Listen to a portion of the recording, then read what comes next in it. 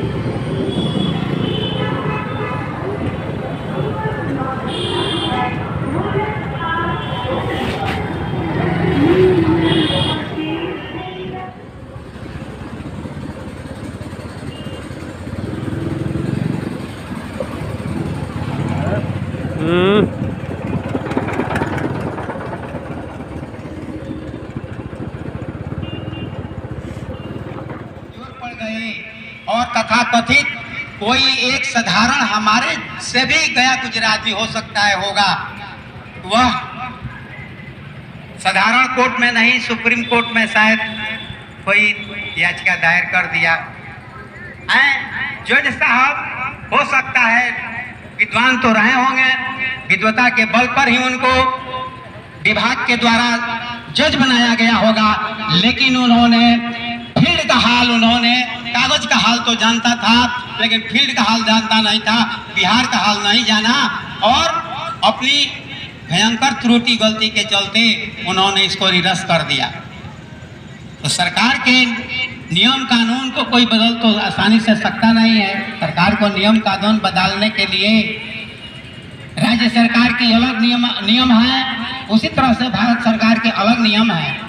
राज्य सरकार के जब विधानसभा में कोई चीज पारित होगा तभी इधर उधर हो सकता है, बदलाया जा सकता है। उसी तरह से केंद्र सरकार में जब लोकसभा में पारित होगा तो उसको बदला जा सकता है।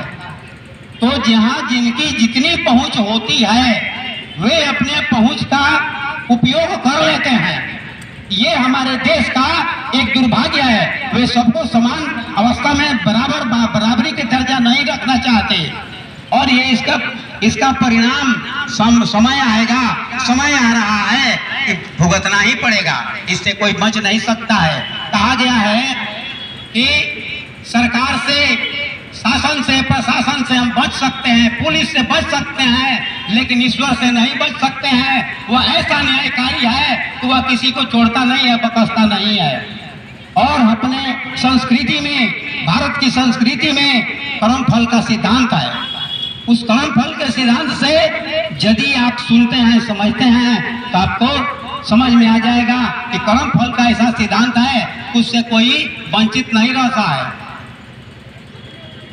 हमारी संस्कृति, भारत की संस्कृति जो माननीय प्रधानमंत्री के द्वारा विश्वव्यापी धीरे धीरे होती चली जा रही है और आज हम लोग एक साधारण छोटे से